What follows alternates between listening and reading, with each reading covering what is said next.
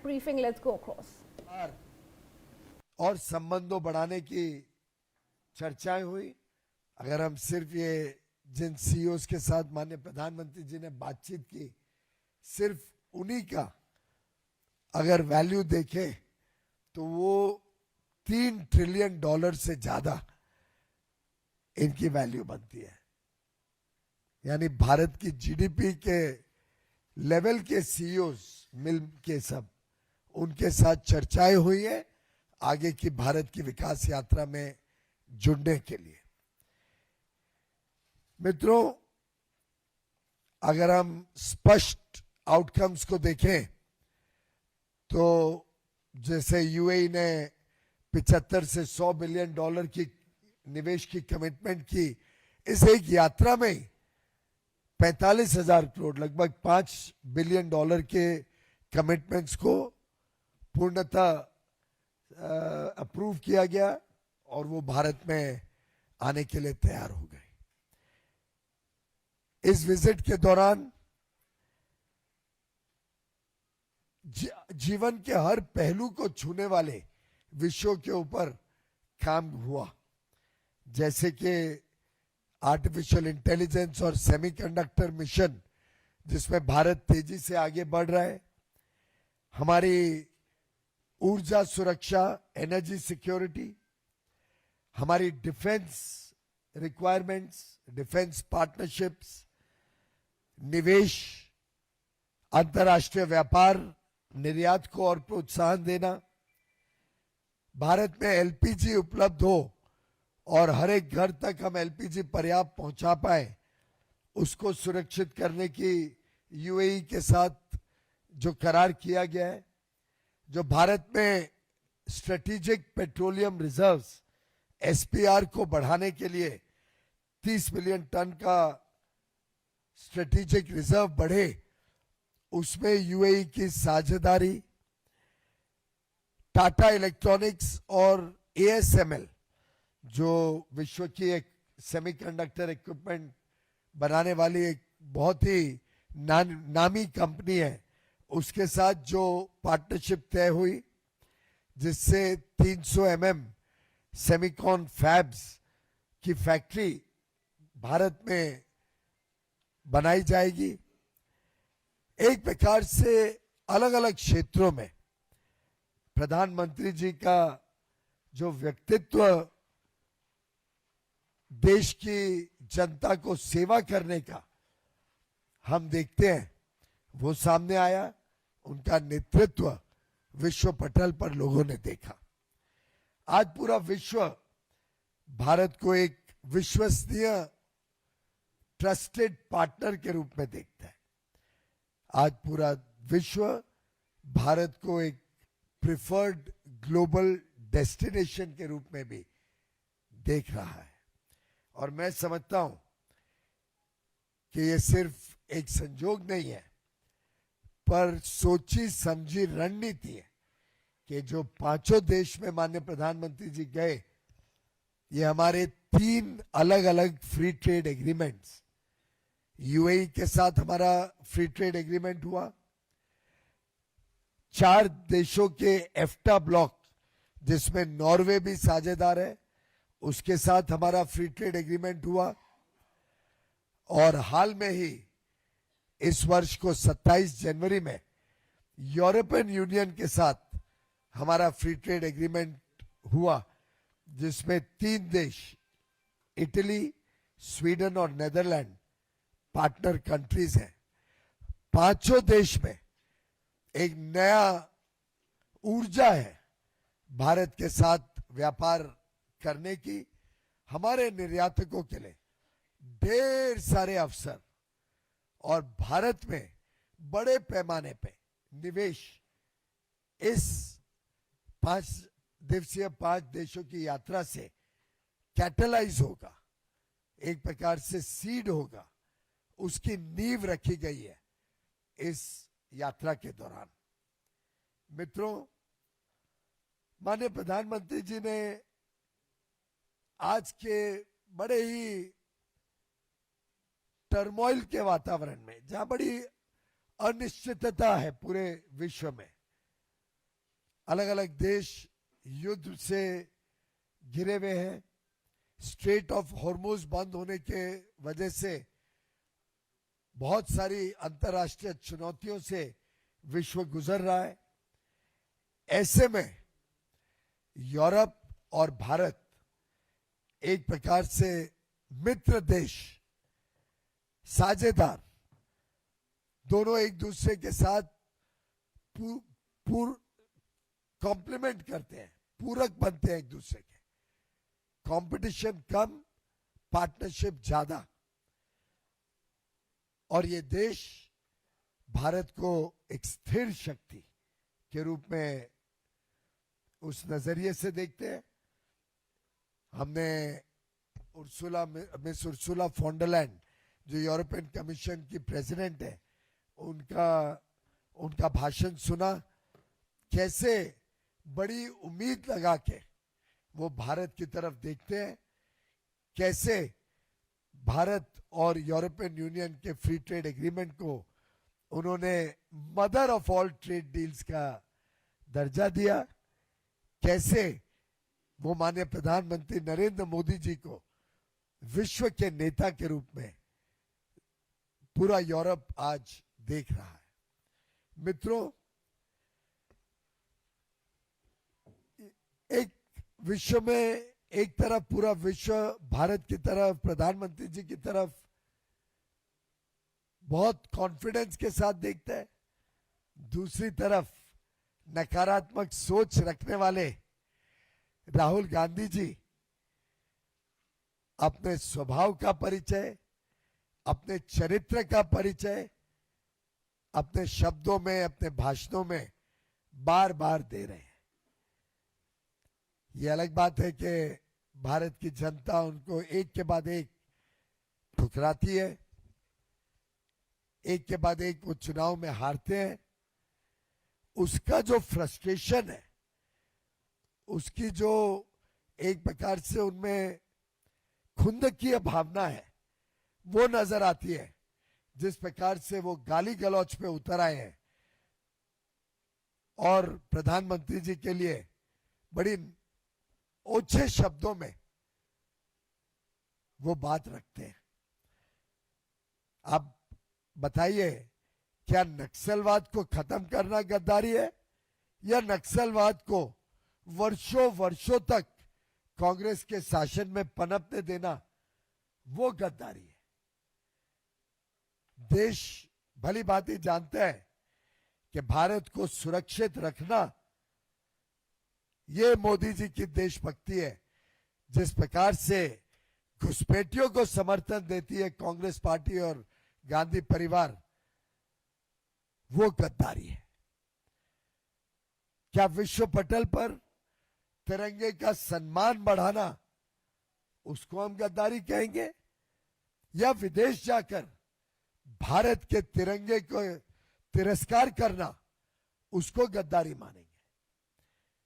क्या आतंकवाद की कमर तोड़ना, आतंकवाद को मुंह तोड़ जवाब देना गद्दारी होगी, या आतंकवादियों को बिरयानी खिलाना, आतंकवादियों को समझौता करना, इसको गद्दारी माना जाएगा? मित्रों, ये स्पष्ट है कि जिस प्रकार के शब्दावली राहुल गांधी जी इस्तेमाल करते हैं, इसको अंग्रेजी में कहा जाता है, abuses are the weapon of the weak. स्पष्ट रूप से अब देश देख रहा है राहुल गांधी जी की, गांधी परिवार की कमजोरियां, कांग्रेस पार्टी की विफलता और प्रधानमंत्री मोदी जी के नेतृत्व में विश्व के सबसे तेज गति से बढ़ती हुई अर्थव्यवस्था, भारत का विश्व पटल पर सम्मान। प्रधानमंत्री जी को स्वीडन में भी नवाजा गया royal order of the polar star commander grand cross के साथ, इस सम्मान से, और नॉर्वे में उनको कन्फर किया गया grand cross of the royal Norwegian order of merit, वहां के किंग हेरल्ड V5.3 से। अब ये बड़ा स्पष्ट है कि 32 देशों ने प्रधानमंत्री नरेंद्र मोदी जी को अपना उच्च स्तरीय सम्मान देकर विश्व का एकमात्र प्रधानमंत्री या विश्व नेता हो जिसको 32 देशों ने सम्मानित किया है। अच्छा, इसमें सब प्रकार के देश हैं, विकसित देश भी हैं, फ्रांस, स्वीडन, नॉर्वे,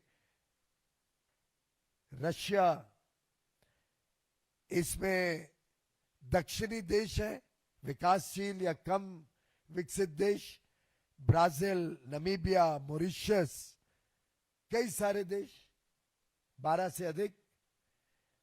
इसमें कई सारे इस्लामिक स्टेट्स भी हैं जो धर्म के आधार पर अपना देश चलाते हैं, चाहे वो सऊदी अरेबिया हो, यूएई हो, बहरीन हो, ऐसे कई सारे देश हैं जिसने माननीय प्रधानमंत्री जी को सम्मानित किया है। ये दर्शाता है कि पूरे विश्व के नेता के रूप में अगर आज प्रधानमंत्री जी उभरे हैं तो स्वाभाविक है कि राहुल गांधी जी को थोड़ी तकलीफ तो होती ही होगी,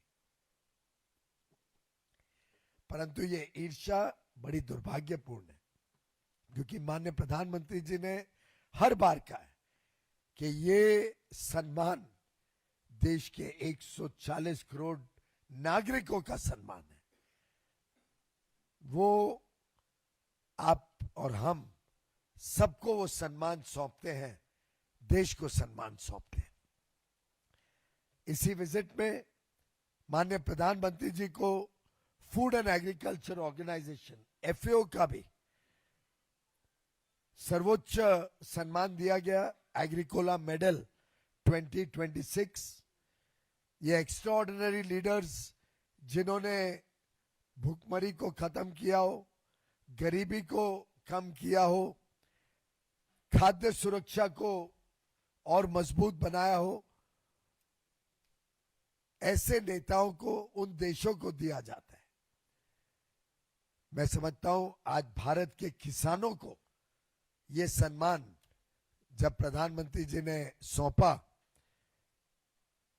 ये भारत के अन्नदाता, भारत के मछुआरे, भारत के पशुपालक, ये भारत के जो कृषि वैज्ञानिक हैं, उनको जो समर्पित किया गया है ये फूड एंड एग्रीकल्चर ऑर्गेनाइजेशन द्वारा अवार्ड, ये दर्शाता है कि जब नेतृत्व संवेदनशील हो, जब नेतृत्व चिंता करे ग्रामीण विकास की, जब नेतृत्व अपनी G20 की अध्यक्षता में भी किसानों और मछुआरों की बात रखे, जब नेतृत्व वर्ल्ड ट्रेड ऑर्गेनाइजेशन में हमारे किसानों, हमारे मछुआरों, हमारे पशुपालकों को सुरक्षित रखे, जब नेतृत्व अपने हर फ्री ट्रेड एग्रीमेंट में यह सुरक्षित रखे कि किसानों को, पशुपालकों को, मछुआरों को नए अवसर मिले, कोई नुकसान ना हो, तभी वो देश प्रधानमंत्री नरेंद्र मोदी जी की इतनी इज्जत करता है, इतना विश्वास रखता है। हमने देखा गत 12 वर्षों में माननीय प्रधानमंत्री जी ने कैसे, चाहे वो PM किसान सम्मान निधि से 6,000 रुपए 11 करोड़ से अधिक किसानों को देना हर वर्ष पिछले 7 सालों से, चाहे आज भी किसानों को 12 वर्ष बाद वही दाम पे फर्टिलाइजर उपलब्ध करवाना हो जो 12 वर्ष पहले था, जबकि दाम 10 गुना बढ़ गया। लाखों करोड़ों रुपए हर वर्ष केंद्र सरकार पूरी तरीके से फर्टिलाइजर पे सब्सिडी देकर किसानों को 1 रुपए का बोझ ना बढ़ने दे, चाहे वो 6 गुना ज्यादा MSP पे खरीद करने की बात हो जो 2014 से आज तक प्रधानमंत्री मोदी जी के नेतृत्व में हुआ, 2004 से 14 के निस्बत 6 गुना ज्यादा। उल्टे पैडी और वीट अकेले में 3 गुना ज्यादा पैसा हमारे किसानों की जेब में गया है। 4 से 14 के बीच 6 लाख करोड़ की खरीद हुई, 14 से 24 के बीच 18 लाख करोड़ रुपए किसानों की जेब में दिए, मात्र पैडी और वीट अकेले में। किसान क्रेडिट कार्ड की लिमिट को बढ़ाना, किसान क्रेडिट कार्ड को व्यापक बनाना, या दुनिया में भारत की एग्रीकल्चर प्रोडक्शन को पहुंचाना, 5 लाख करोड़ से अधिक का एग्रीकल्चर और मरीन प्रोडक्ट्स को एक्सपोर्ट सालाना करना हो, हर प्रकार से प्रधानमंत्री मोदी जी किसानों की चिंता करते हैं, इसीलिए तो वो कृषक नेता बने। मित्रों, इस विजिट में कई सारे और इनिशिएटिव्स माननीय प्रधानमंत्री मोदी जी ने संपन्न किए हैं। एक जॉइंट इनोवेशन पार्टनरशिप स्वीडन के साथ, टेक्नोलॉजी और आर्टिफिशियल इंटेलिजेंस का कॉरिडोर जो डबल करेगा हमारा बायलैटरल ट्रेड और इन्वेस्टमेंट। नॉर्वे में 43 इयर्स 43 साल के बाद पहला प्रधानमंत्री बने मोदी जी। वहां पे जो हमने $100 बिलियन यानी लगभग 10 लाख करोड़ का निवेश उन 4 देशों से, एफ्टा के 4 देशों से आना है, और लाखों नौकरियां, लाखों रोजगार के अवसर हमारे युवा युवतियों को मिलने जा रहे हैं, उसको और बल दिया। साथ ही साथ ग्रीन स्ट्रेटेजिक पार्टनरशिप नॉर्वे के साथ फाइनलाइज हुई। नेदरलैंड्स के साथ एक स्ट्रेटेजिक पार्टनरशिप का रोड मैप तैयार किया गया, और ऊर्जा के क्षेत्र में एक नई साझेदारी शुरुआत हुई है। साथ ही साथ चोला कॉपर प्लेट्स 11वीं सदी के प्रधानमंत्री जी के साथ वापस आए हैं। इटली में एक स्पेशल स्ट्रेटेजिक पार्टनरशिप तैयार हुई है, जिसमें क्रिटिकल मिनरल्स भी है। एक भारत में इनोवेशन सेंटर बनेगा। साथ ही साथ डिफेंस को प्रोडक्शन में इटली और भारत दोनों देशों की सुरक्षा को और तीव्र बनाएगा। मैरीटाइम ट्रांसपोर्ट और पोर्ट्स में भी इटली और भारत साथ में काम करेगा, और भारत और इटली के बीच बायलैटरल ट्रेड और निवेश को हम नई गति देने जा रहे हैं। भारत की नर्सेज के लिए भी और हायर एजुकेशन में दुनिया भर से लोग भारत आए, इस पे भी एक करार किया गया है। यूनाइटेड अरब एमिरेट्स के साथ 30 मिलियन बैरल्स की स्ट्रेटेजिक पेट्रोलियम रिजर्व भारत में बनाई जाएगी। साथ ही साथ एलपीजी सप्लाई एग्रीमेंट जो करोड़ों उपभोक्ताओं को एलपीजी सुनिश्चित करेगा, सुरक्षित करेगा। मैं समझता हूं ये यात्रा सिर्फ डिप्लोमेसी नहीं थी, ये हर देशवासी के लिए कुछ ना कुछ कॉन्क्रीट आउटकम लेके आई है। मैं बधाई दूंगा माननीय प्रधानमंत्री जी को, जिन्होंने गृहिणी की भी चिंता की, युवा युवतियों की भी चिंता की, जिन्होंने ऊर्जा सुरक्षा की भी चिंता की, हमारे उद्यमियों के लिए भी नए अवसर तैयार किए, जिन्होंने किसान का सम्मान बढ़ाया, और साथ ही साथ देश को विश्व पटल पर नई ऊंचाई पर लेके जाने का काम किया। विश्व के लिए आज भारत सिर्फ एक विश्व मित्र नहीं है, पर एक विश्वसनीय पार्टनर भी है। बहुत बहुत धन्यवाद।